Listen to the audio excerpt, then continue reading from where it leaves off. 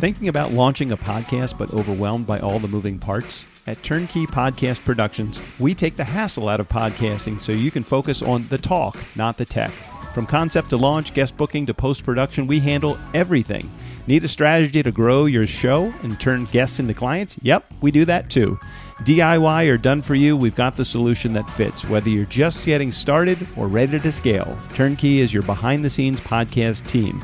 TurnKey Podcast Productions. Your voice, your message, fully produced. Learn more at turnkeypodcast.com/contact. That's turnkeypodcast.com/contact.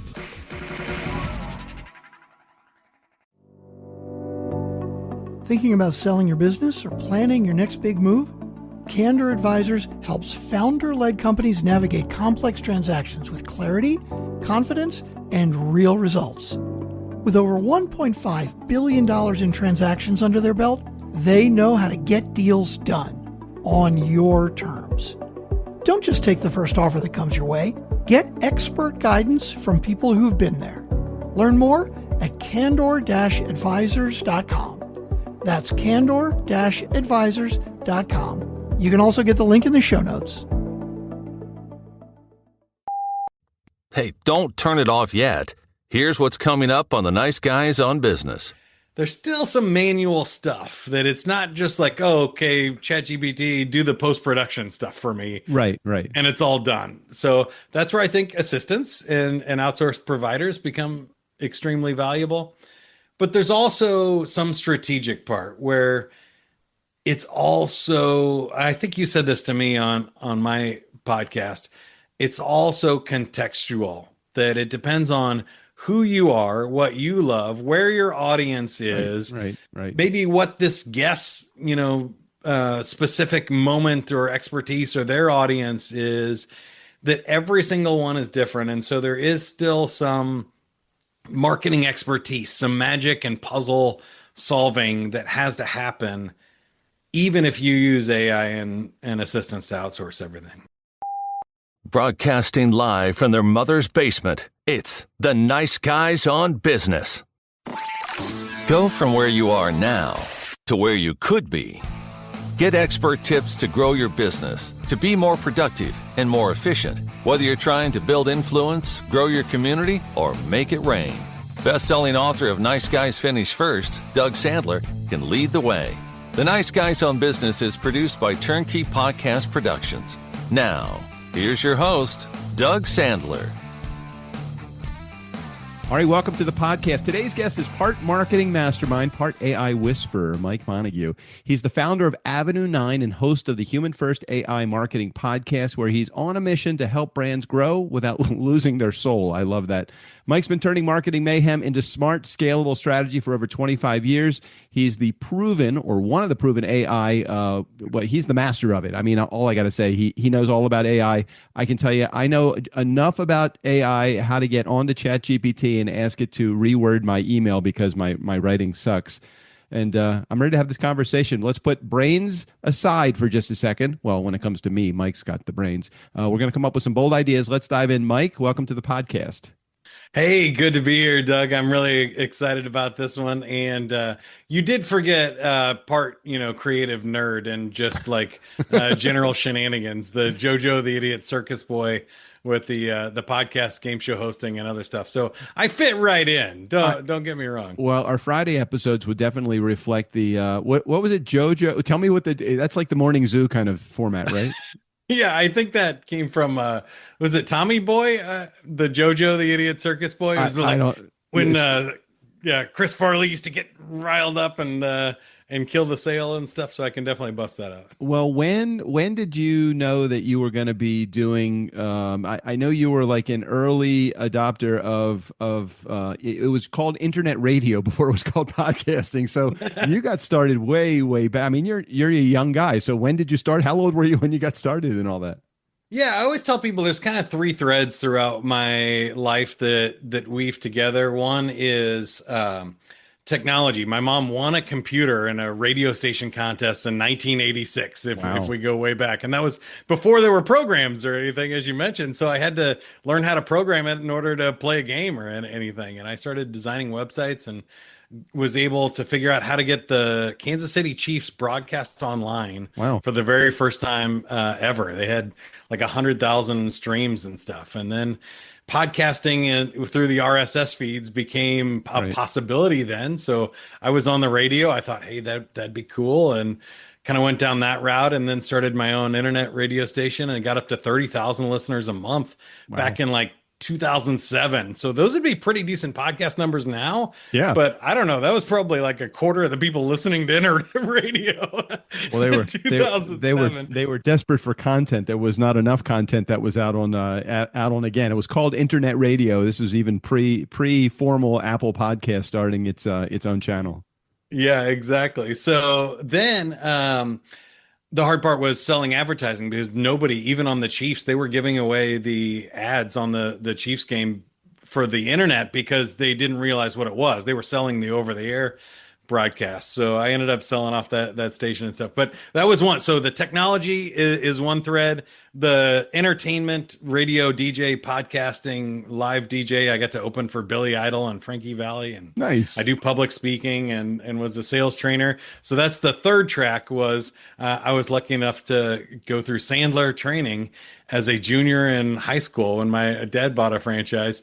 And sales, marketing, and business development kind of became my third leg in the stool. And so put all that together. I hosted the Sandler podcast and made online courses for them for 15 years and figured out how to do marketing for sales training companies and on the internet and host all that stuff at the same time. It's really worked out well. So you and I were connected probably about 10 years ago, even though we ran parallel careers or at least parallel things early on. I remember in 1986 when I moved to New Jersey, when I first got out of college, I connected with my first real job out of college through a President's Club through Sandler, and that was great. And I think your dad, when he bought a franchise in like the mid '90s, didn't he? Something like that. Yeah, 94. Yeah. So I think that you and I were connected a couple of decades later, just about 10 years ago, through Sandler Sales. Your dad, of course, owned the franchise, and you started working in the home office, or maybe it's somewhere around there. You maybe a few years before you were working in the home office. You had some pretty high rank at Sandler Sales. I mean, you took a dive into I think head of like global outreach or media, or like what were you doing there with Sandler?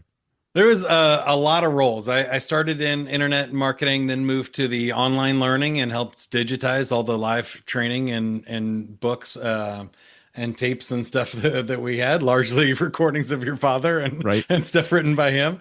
And then my last role was the head of franchise strategy. So I did kind of work my way up into a lot of different roles. And that was being the head coach of a team of coaches that coach the other 400 Sandler coaches that coach sales. So it, like your podcast on podcasting, got very meta there at the end. So when you started to get to that point where you're at a pretty high rank in the organization, I would think the last thing that you would probably want to turn the screws into would be into self-employment. I mean, you were doing your own thing you were doing your thing with Sandler, getting probably a great paycheck through Sandler.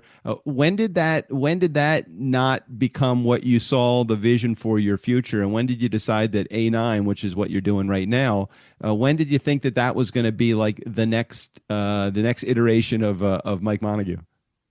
Well, I think it all does come down to AI. I saw this opportunity in a few different ways. One, with AI and the stuff that I was doing for Sandler, I was able to do in like a tenth of the time. Part of my job shuffling around too was like I didn't stop doing the podcast when I became the head of franchise strategy. So I just had to figure out a way to get it done, and still go about the rest of the job.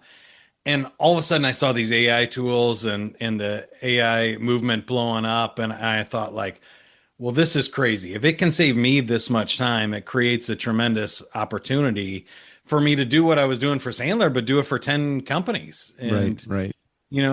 I think with what I do at Avenue 9, the kind of positioning is like, you can get a person who is a professional marketer for a large international company, and you can get AI amplification of that if you have me, an experienced marketer, puppeteering these AI tools for you, in a tenth of my time, you can get those full-time results. You can kind of 10x that. And so it created this cool value proposition that I just thought, like, I have to go try and do this. I think that it was cool. I was able to start with enough clients to replace my day job income, so I didn't have to just jump and start from scratch. And then it was really the ultimate upside here, that AI is another once in a lifetime opportunity. And you and I are of similar age, that we've actually seen maybe 2 or 3 of these disruptions with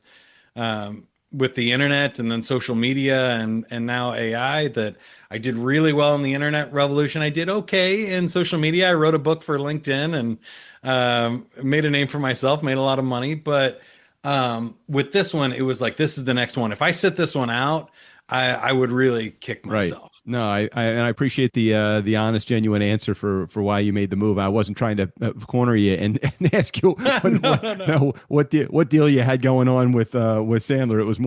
It was more just, I'm always curious why somebody leaves a good job that they've had for over a decade into self-employment. I mean, I've been gainfully unemployable for 35 years, so I couldn't imagine ever getting a W-2 from anyone since my last job. I think my last job was in 1994, the last W-2 that I got. So yeah, I'm quite comfortable being self-employed. Well, so, it's funny that Sandler was actually the opposite for me too, because I started in entertainment. I am as a DJ and entertainer, like, it's all 1099. You never have gainful employment. Like, it's all, you got to pay your own taxes. You're in business for yourself. It's you Inc. there. So, all through my 20s and half my 30s, that's the way I made a living. So it really wasn't until the Sandler corporate office that I had a gainful employment in the W-2. Totally get it. I want to take a right turn and talk about marketing for a second, because you're a guy that leans into marketing, obviously with Avenue 9, with A9. That's what you do, using technology, using AI. And I'm definitely a guy that leans away from marketing. Is it a specific gene that you think that attracts you to marketing? And honestly, I hate the puzzle, and you like doing the puzzle even without the puzzle box top. So I was like, why? Because I'm always curious why somebody might even be gravitate. Maybe the same question is, why does somebody like sales and somebody like spreadsheets? I love sales, I hate spreadsheets. So maybe I can answer the question, but I would rather hear your words. Well, I think you were going there. For me, it's probably 3 things. The first one is, I think there's a difference between sales and marketing, is a high need for approval. This is a willingness to be liked. And my dad used to say, never go into sales or marketing to get your needs met, because it's not going to happen. I know. And regardless of his sage advice, right, I still did anyway. Me too. But in marketing, the way I look at it, and especially as an entertainer too, right, is that if I'm in front of an audience of 1,000 people, or a virtual audience in front of 10,000 people, somebody is going to like me. Somebody is going to reach out to me and say, hey, I love what you did. Or when I go on stage in front of 2,000 people and I give a speech, the people that come up afterwards are the ones that go, hey, you did a great job. That really speak to me. I love what you said here and stuff. And the people that hate you generally don't come up. In sales, I feel like it's the opposite, where this is like a one-on-one opportunity. It's not for getting your needs met. Like, if this person doesn't like you, you don't get the sale. You got one shot at this. Yeah. Right. And it's more of a numbers game. It's like Major League Baseball, where, if you get a hit 25% of the time, you're an all-star. Yeah. You get a hit 30% of the time, you're in the Hall of Fame. And that just wasn't enough for me. Failing 70% of the time is tough.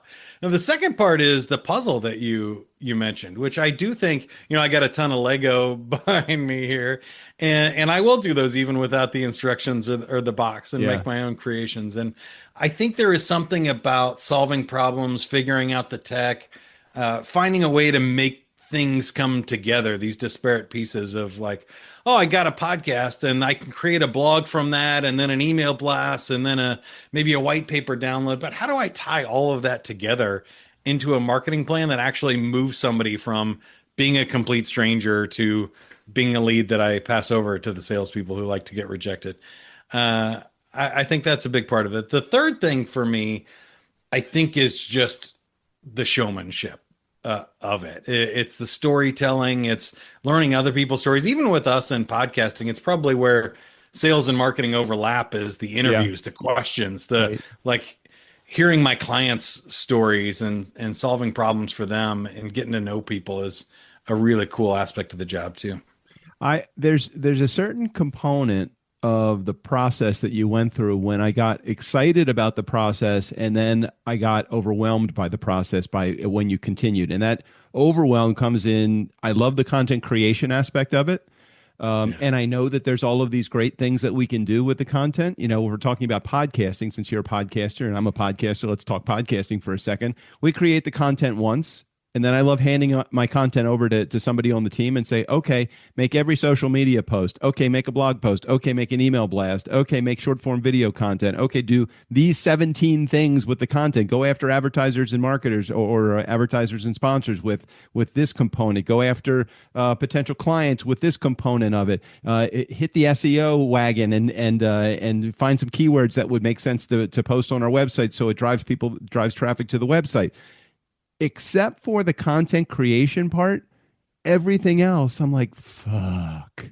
I don't want to do any of that. And again, this is an area where you look at it as a puzzle and I look at it as a problem, because I don't feel like doing it. So how do I either get over that, or how do I hire someone to do that? Because I think one of the first things that you said on your application for the Nice Guys, and let me see if I can find the exact words that you use here. I'm going to see if I can do it quickly. You wrote something like, I hired my first, where was it? What were the words? Marketing assistant. I hired my first marketing assistant. I'm like, that would be the only thing I'd want to do, is hire a marketing assistant. I don't want to do any of the other stuff. How is it that is something that's exciting to you? I just see it as a lot of work.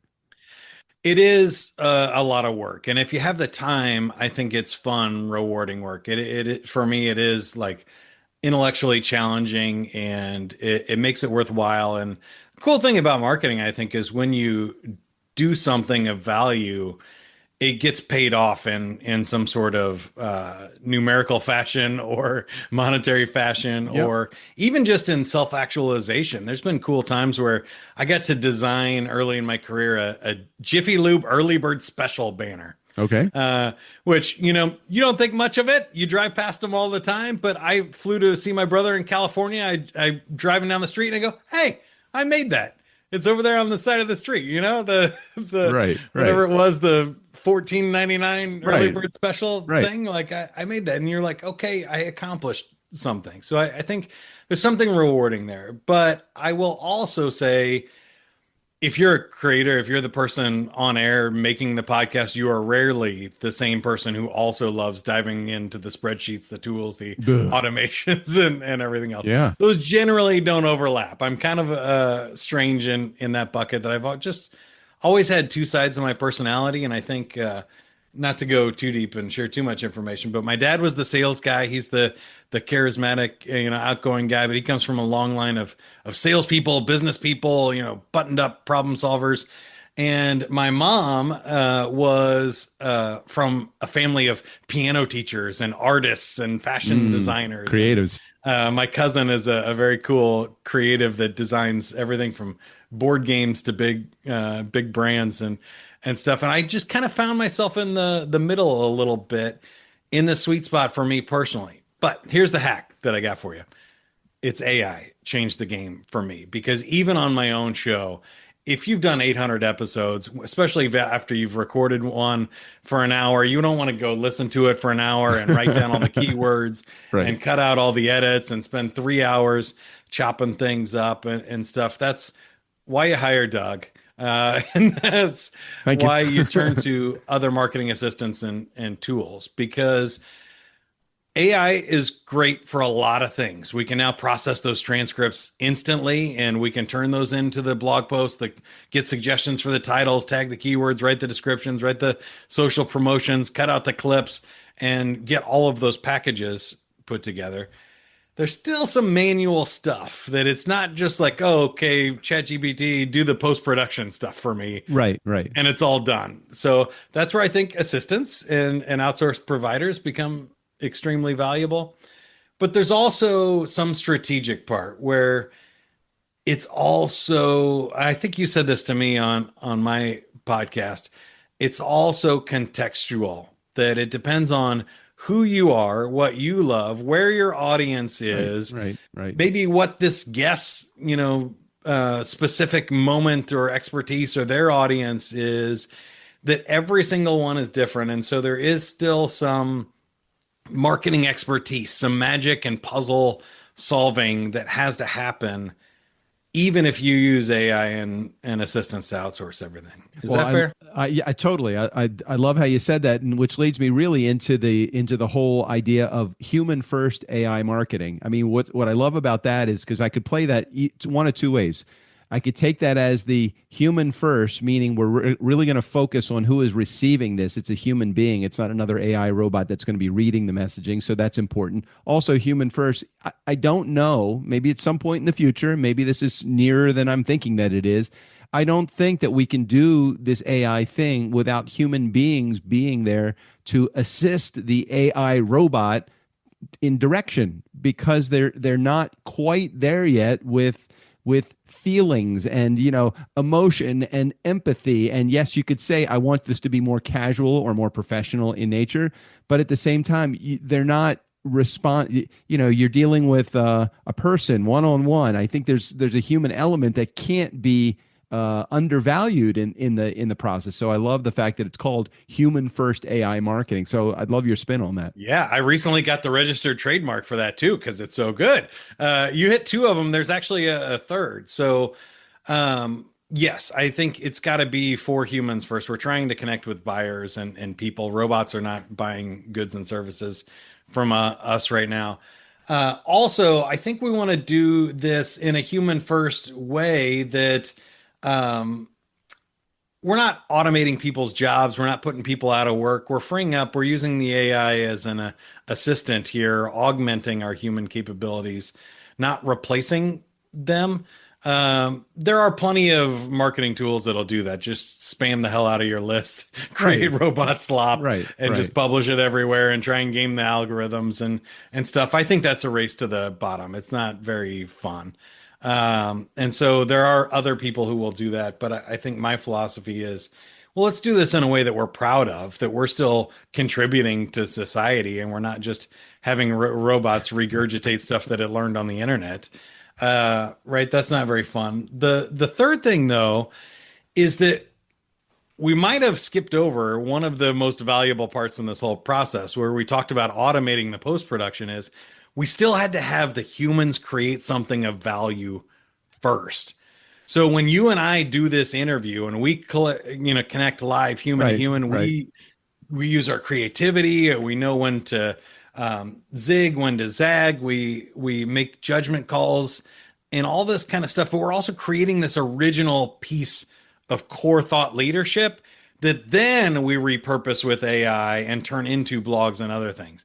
It doesn't really work the other way around. You can't say, hey, AI, give me an original thought that then I go and I create a podcast from. It's just not very fun, but it's also not very effective. So I think technically it's human first, human in the middle, and human at the end too. But I think I get it. Keep that in the front of your mind. It makes more sense. AI is the support tool. I don't think AI as the leading tool, or AI as the replacement tool for the human. I don't know that there is. Again, maybe there is a future in that. Maybe there is an original thought that AI will have that will drive the human, as opposed to the other way around. I'd love to get your perspective on this. They talk about the metaphor of the factory of the future. You can substitute the marketing plan of the future, the sales of the future, anything like that. So the factory of the future has a man and a dog, the man to feed the dog and the dog to make sure the man doesn't touch anything. I'm curious how that fits into the world of AI. Are we doing the wrong stuff with AI? Should we just be sitting back and feeding it information, or should we be touching things or not touching things? What's your perspective on that? Can I get a little philosophical with you? Go deep and nerd out on this. Yeah. I wrote another book for fun called Playful Humans that was just about my philosophy of what it means to to be a human on the planet, and what makes it more fun, fulfilling, and work that you can find flow and be happy in. And I think what I discovered there is there's three different types of work.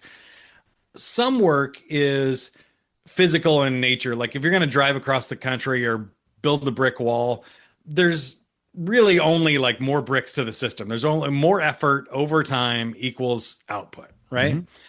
Then there is this whole intellectual work of business that a lot of us have jobs in. 80% of us are in some sort of intellectual work. And what's interesting is like robots in a factory can do a lot of that physical labor now. There's some that it can't, but a lot of it. What we're seeing with AI is they're taking a lot of this mental work now, where if you could, in marketing, write a good press release, make a good PowerPoint, and keep your bosses happy with some sort of, SEO report on a regular basis, you could keep a corporate job in marketing for most of your career. Well, AI can do all three of those things now, and do most of the heavy lifting. And I think a lot of people value systems in eliminating the creativity of humans to not get them to touch anything. And even your dad in sales a lot of times would say, having a selling system is important because salespeople more than anybody will go rogue and wing it, and you'll get a lone wolf out there. They'll say something crazy. They'll overpromise. They'll underdeliver. They'll screw it all up. Yeah. Right. But so some of that is true. But I think there is a third type of work, which is emotional labor. And this is where sometimes asking the question is more important than having the answer. And I don't think AI is there yet. When you try to sell somebody something, the harder you push, the less likely they are to buy from you. Right. If you try and make somebody fall in love with you, the less likely they are. So hard work does not equal success. And the patterns and recognition and systems don't really solve that problem.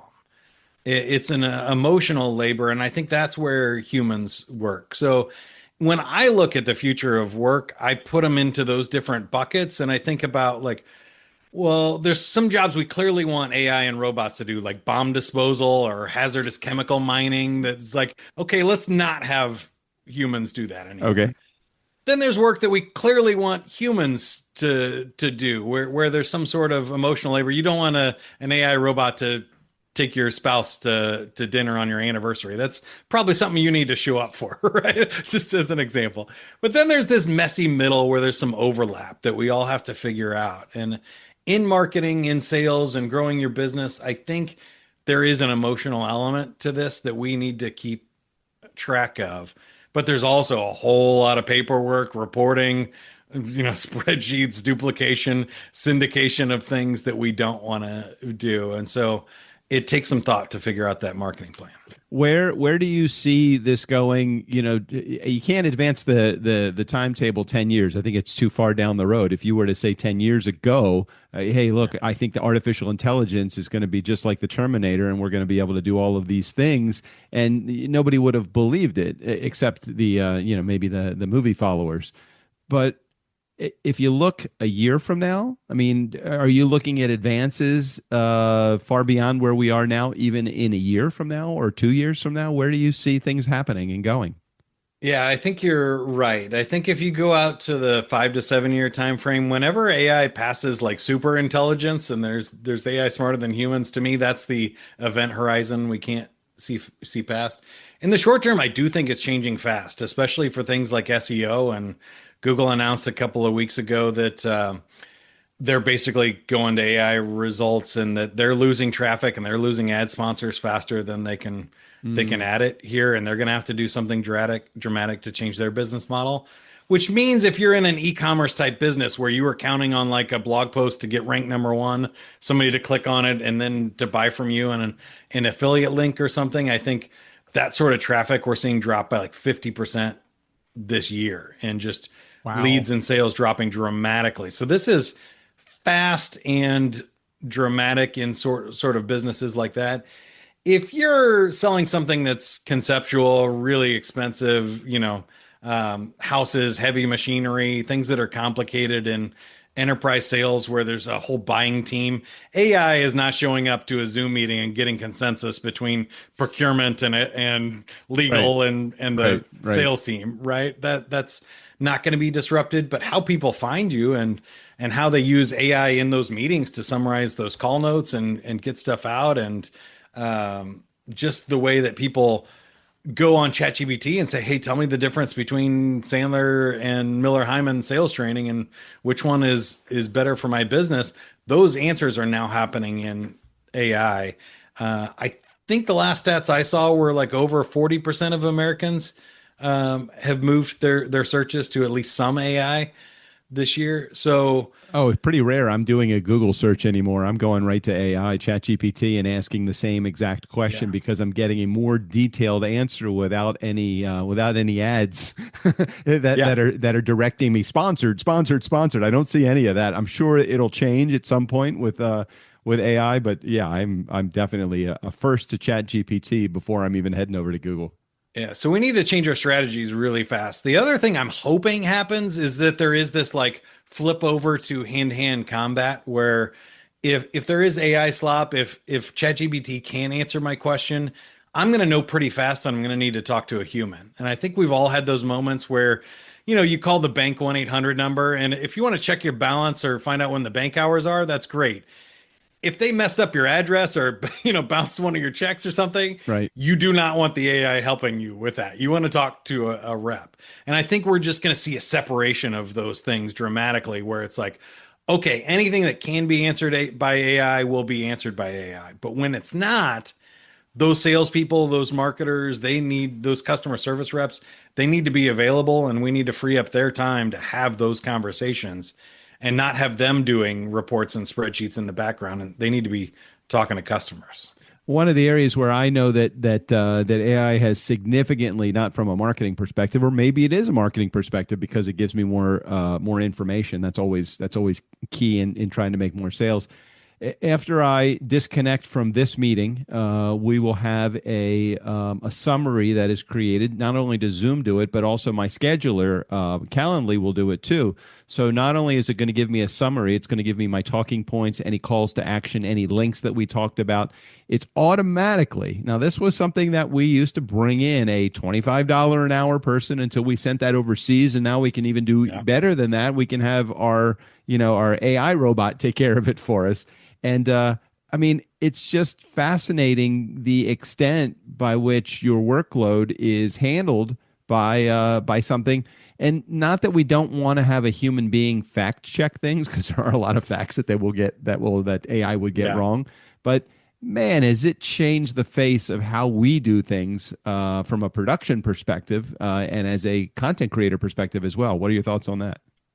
Yeah, absolutely. I think when you're looking across your business, you need to look at a few different buckets of items. I think absolutely it's happening so fast, and some of these tools are so great at. Have you ever used Gamma, the presentation app? Nope. Oh my gosh.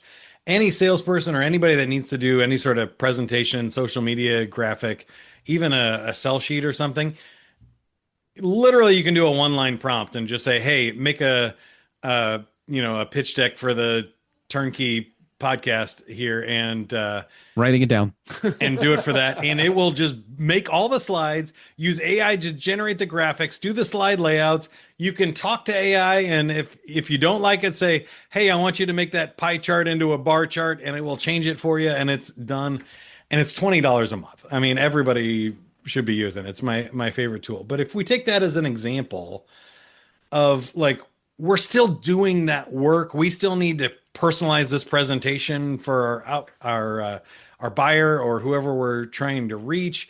We still need to know what we're making a presentation on, what our unique value is, and all of that work. But now all of a sudden, anybody that was in marketing knows you could spend 8 hours trying to make a PowerPoint look pretty, or just build out your presentation if you're a public speaker or something. And now that work is done in 5 minutes. I mean, that saved you hours out of your week. And depending on what your job was, that's crazy amount. Same thing in, you mentioned podcast post-production, but blog writing, any kind of type of copywriting, note taking, and there's just so many advances that I think as a leader of a business, you really need to think about what are you going to do with that time savings? If you're saving 60 to 80% of a person's week, they can do twice as much, or you can use them half as often, Right. or what strategic advantage are you going to get from that? Consultants are seeing a huge one. I mean, the consultants that you used to hire and they would spend months doing a quarterly report, you can now just, talk to your data basically and say, hey, give me the key insights from the spreadsheet, and AI can pull it up in 5 minutes. That's a massive, massive change. So we need to think about what to do with this bandwidth. Well, there's so much power in what AI can do, and I know there's a lot of people that are using it for good. But what are some of the things that you have seen, especially in the world that you're in with A9? What's some of the stuff that you are seeing that people are doing wrong with AI? And I don't mean, hey, they're using it to create sticky bombs or anything like that, but just from a marketing perspective, a sales perspective, just from a business standpoint, what are businesses doing wrong using AI with? I think the first thing is that they're trying to make AI act as people and instead of like empowering their people with AI. So if you think about, train your humans to use AI effectively, don't train your AI to be humans. There are spoofs where you can, use a tool to have a virtual avatar of yourself show up to a meeting, or robocallers that can do voice scripts. And I've seen them. I demoed them at Sandler where, if you visit wine.com and you look at a box of wine or something, I mean, a case of wine, not a box of wine, you wouldn't.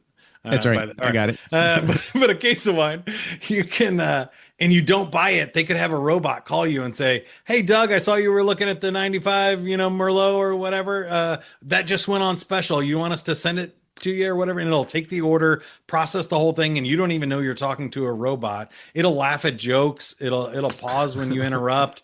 Like it's crazy good. The question is, should you do that? I think it makes more sense to maybe have an AI avatar play a buyer and train your salespeople to have better conversations than it is to have a robot call your customers. Because if they find that out or it doesn't work, you're going to have bad outcomes there. All right, keep going. I'm good. I didn't mean to interrupt you if you had something else you were going to go. No, it looked like you were jumping in. I was going to change topics because I think the other thing is the AI slop, where I find myself sometimes, like after a podcast, I can create so much content that I don't even have time to read it myself. It's like sometimes I don't have time to do anything with it. It's like I create it because it's there and it's available to me. I'm looking at this summary. Hey, we need to make 17 social media posts that never get posted because it's like there's so much fucking content that's being created. It's like, why am I doing this? Right. And again, it's kind of like just because we can doesn't mean we should, or it's going to benefit the business. So I see a lot of slop. I also see in that people try to make something from nothing. I think the best AI output I've seen is when you add the context, when you have the original interview, and then you condense it to the key points. That becomes really potent and powerful. And that's stuff that we've never been able to do before. So another common mistake I see people make is not taking advantage of AI to crunch large amounts of data. So you've done what, over 800 podcasts for this show? 1,620 podcasts. I mean, just for this one podcast. So yes. Yeah. So no human overseas or whatever could go through all 1,600 and distill the top 10 books mentioned on the podcast, or the top 10 most quoted phrases or authors or something. And now you can have AI do that. You can load all that up into a Google Notebook or into a hard drive and have AI analyze that. And now you can start asking questions of these massive amounts of data. And that's when I've seen it be really good. When you try and go the other way, when you try and say, hey, I have this one cool idea, create 1,600 podcasts from it. Oh, AI just starts generating crap. It's like making a photocopy of a photocopy, and it just degrades over time rather than getting really clear. So those are some of the top mistakes I see. That's awesome. I never even thought of, I have thought of the idea of taking the content, dividing it into different categories. What's the most popular categories that I've talked about in these 1,600 episodes, and then help me write these 5 books on the most popular 5 categories of these 16 categories that are out there. It's just like, I hate to say this, but what's the fucking point? I don't mean to say that in a negative way, because I know it comes I agree across with as, but it's like, there's so much content. Why am I going to flood the market with just more content? Just continue to create really good content. I feel like the other side of it too, at 60, I feel like, I'm on the other side of this career thing. I love doing what I do. Could I work harder, make more money, and do all the? Yes, I probably could. Do I want to? No fucking way. It's like, at some point I'm like, get out from under my roof, get out from under my patio or whatever. I'm like that old guy that's yelling at the kids that are playing on the street. Go away, you're making too much noise, Sonny. It's like, do I want to? Do I stop? Do I need to be ambitious and overly I think that's an important part of the conversation. I would say if you're like 60 or over, you could, like we said, the event horizon is probably 5 to 7 years off. You can probably make it to the end of your career. Be fine. Right. You'll get Social Security. I won't, that's all right. Sorry. If you're in the middle of your career, I'm gonna drain it. yeah, I think you've got a hard choice to make. If you're young, you don't have a choice. I would get into robot repair. I would figure out AI. Right. I would do things that AI can't do. I know a young kid that is in college, just got out of college, doing fence repair in like the middle of Indiana, making a killing. No robot is trudging through a cow pasture to fix a barbed wire I'm fence. with you. It's like my advice still would be go into the trades, become an electrician, become a plumber, become a contractor, become a fence repair guy, become the guy that does the overhead doors. I always walking down the boardwalk in Ocean City. I always say to my son as we go to the back end of the boardwalk, look at every one of these. They all have a loading dock. They all have overhead doors, and they're all going to fucking need to be repaired. Go into that business. Yeah. And it's like, those seem to be, if I had to start all over again, I would use AI to do all of my marketing and maybe even assist me in the sales. But the guys that are showing up as contractors are so few and far between trustworthy nowadays. It's like, you still need human beings to do the stuff that nobody wants to do, because they all think they can sit behind a computer and start running AI to do everything. I'm like, no fucking way. That's the hard part. So the ones that I think are in the most trouble are like myself, the middle-aged people that have the fixed mindset and the fixed brains, and we still have a long way left in our career. So we're gonna have to do the uncomfortable part of changing and learning, growing. I've found a lot of people, though, we've grown up with this, we're old enough to remember not having the internet. I was my dad's remote control. I had to get up and change the channel when I was in single digits. Right. And I've had to go through all this disruption. I love that I'm leaning into it and saying like, no, I'm going to figure this out. I'm going to find a way to make money. And I'm meeting a lot of people there, but I worry about people that have given up, that feel overwhelmed. And they're like, the dinosaur without the land bridge to cross to the new world. They're just going to freeze in this AI stuff. Don't get frozen. You got to get moving. You got to jump in and figure it out. The sooner the better. And there's going to be tremendous opportunities and billionaires made from this technology. Get in and figure it out. Talk to the people for just a moment, because I thought you were just about to go there. The people that are afraid of this, the ones that are, look, even where I am age-wise, I still think it's fascinating. I love the idea of all of the shit that's going on, and I love that technology and AI is making things so much easier. I don't have any fear of it. I don't fear like my production company is going to go under. If for some reason we lose a client because somebody says, hey, I'm going to let AI do this, I'm like, great. Well, is AI going to help you come up with the strategy? Is AI going to help you come up with the sales, the sales process that you have? Is AI going to help you do the marketing? Yeah, maybe there's support, but you're still going to have to ask AI the questions. That still is going to be time consuming. It's worth $1,000 that you're paying me a month for you to have me do it for you. So talk to the people that are afraid of that just for a moment, because I don't know that, is there hope for somebody that's got fear? How do they get over I think it? It's exactly what you said. Now, if you were a bad copywriter, or you were somebody that was doing some of these things that are being automated by AI very fast, you're going to have to adjust a little bit faster. But I am seeing a lot of fear, and I am seeing a lot of people wait, or they just go, oh, I get it. I guess my advice would be that this is not the time. A lot of people think it was like a fad, or people used to be able to make the excuse, oh, I'm not a computer person. I don't get it. I don't do this. That's like saying I don't use a cell phone now or something. Right. I was like, going to say that I don't have a smartphone, right? Exactly. Yeah. So like if you're still using the flip phone, you got to figure out AI. Everybody will be using this. I don't think it's scary. I don't even think it's a really tough learning curve. You don't have to be technical anymore. So the good news is it's really more about just kind of playing with it and figuring it out. I also see people that tried it once when it was early and they were like, I asked it to write an email for me and it wrote a crap email. It's not good enough, and they gave up on it. And man, things are changing weekly. It gets better so much faster. Like 2 weeks ago, it couldn't do text and images. This week it can.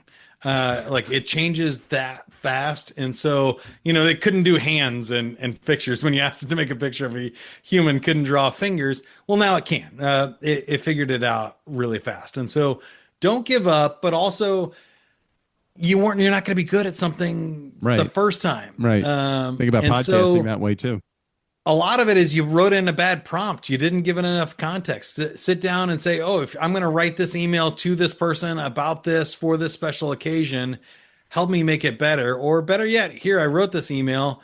You edit it, fix my grammar, and write it faster. So again, some of the tools that I love are like Grammarly, or Whisper is one where I touch 2 buttons on my keyboard. I say what I want in the email, and AI writes it and formats it and makes sure the grammar and spelling is everything done. So rather than just physically typing and getting carpal tunnel, my email is written by me in less than 30 seconds. That to me is a cool way to just start playing with easy solutions, and don't get hung up on like what the AI, predictive models are and all of the technical jargon. You don't even need to know. So nice guy community and turnkey community. So AI is kind of like the weather in Florida. If you don't like it, just wait a minute. Exactly. Right? That's kind of how I'm feeling. Like that was what, exactly what you said reminded me of. Talk about your podcast for a second. So you've you launched the same named podcast, didn't you? So tell everybody in our community the name of your podcast, what it's all about, and any more details that you want to. Yeah, Human First AI Marketing Podcast. I talk to marketing legends and AI nerds about what's actually going on in the world of AI marketing. And so I will, if I have a really great marketer, ask them about what's changing, what's working, what tactics don't work anymore, and how people should be thinking about it. If I have an AI expert on, I ask them things like, how do we get recommended in AI engines instead of search results? Because everybody's Googling it now. And there are some things that you can do there. And there's really cool technical people. Like I interviewed an Emmy-winning videographer about what AI video is doing and what's possible there. And I interviewed Doug about what's going on in the podcasting I was very world. surprised. You're like, here's the dinosaur. He's coming in to talk about how podcasting is affected by AI. Actually, I thought I had some pretty good answers to the questions that you had, and I was a little concerned just because it was AI, and I thought, well, we do use AI for a number of different things in our process. So I think I might have had something to contribute. Well, I honestly feel like I learn more from the people that are not AI savvy, that are really good at what they do and figuring out how to use it, than I do AI people that come with a lot of hype, right? They're like, oh, if you just give me 6 months and $1 billion, I'll make it so that it, whatever, you have a Android butler walking around your house, nice, cleaning up after you. And you go, okay, yeah, maybe someday somebody's going to do that, or the neural implants with, Elon Musk that's going to, give you a ability to Google something with your mind. All of that is fine and fun. I love to nerd out on that too, but that doesn't help me market my business or get any sales this week. So I try to ask those people those kind of questions, and I appreciate you being on the show. And if anybody loves it, check it out. Whatever channel, it's on all of them. That's the beauty of AI. So if you like Spotify, AI, YouTube, Apple Any Podcasts, whatever, just ask it and you'll find it. One of my clients sent me an AI generated video. So it wasn't him, it was his voice. He did an audio podcast. He loaded it into whatever process app that he had. and it created a person, an avatar that wasn't him.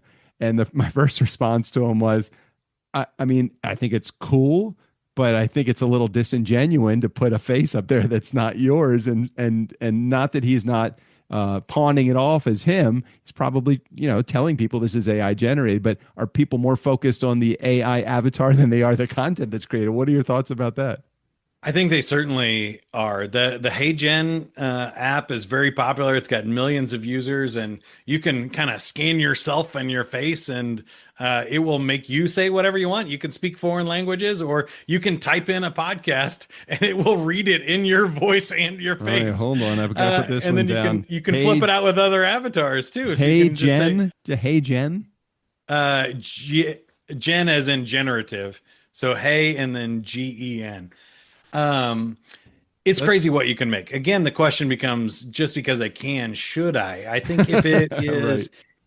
If you're doing something creative, sure, fun. You want to make yourself a talking cat like that lawyer during COVID, go for it. If you want to help your audience because you want to reach people in China and you don't speak Chinese, and you want to, do something cool over there, then great, make yourself speak Chinese. I think that those kind of solutions are great. If you're trying to fool people, if you're trying to make slop or somehow hack the system, I don't think that's going to work. I think that's a race to the bottom. Also, I would be really concerned about scanning yourself in. I had the opportunity to do this with Sandler too, that one of the HeyGen competitors is an AI company that we're going to make an avatar of me because I hosted all the online courses and the podcasts and everything. And they were just going to scan me. And then they're like, oh, we can create the courses. Well, I don't know if they're going to use that avatar to make a porn video, terrorist training videos. Like, wow. Once that avatar is out there and they own the rights to my face and my voice, there's no stopping, any deepfake making whatever they want to make with it. So incredible. It's crazy. What should I be asking you that I'm not asking you? We talked about your podcast. We talked about your business. We talked about your books. What do we want to share with my audience that we haven't shared with them already?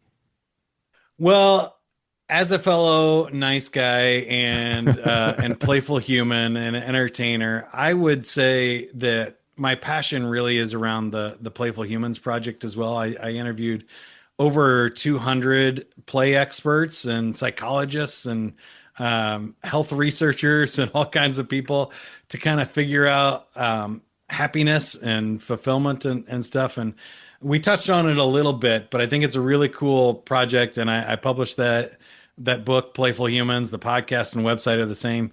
If you haven't gotten by now, I'm okay at the marketing stuff, so I make it easy.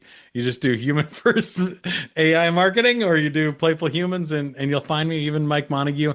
There's over 100 Mike Montagues in the world, but I still come up number one in the search results. You did good. You did good marketing yourself. You did good putting yourself on the top of the list. Decent branding, but the Playful Humans project is the kind of passion project I think people need to think about, especially if you're approaching retirement or something, how you want to spend your time in a world where we don't need humans to work anymore. What's the role of humans? What gives you fulfillment in your life? That's a difficult question, and one that we didn't leave enough time for. So go check out the book. That is pretty cool. Ask me the question again so we can leave our audience with that. In a world full of in a world where we don't need humans to work for a living, what is the role of humans? How should we spend our time? Amazing. That is a question that will be pondered. Interesting question. Nice Guy community, TurnKey community. Make sure you are thinking about that question. I'm curious what your answer is. If you have more questions for Mike, feel free to reach out to him directly. I'll make sure I put all of his contact information, LinkedIn access, and all of that right there in the show notes. Mike, thanks for sharing and thanks for participating in this longer than usual conversation, but it's a fascinating subject. Thanks for carrying on. I knew we were going to nerd out on some stuff here. Thanks for having me. Totally. Thanks for being here. Nice Guy community. Don't underestimate the power of being nice. Again, special thanks to Mike Montague.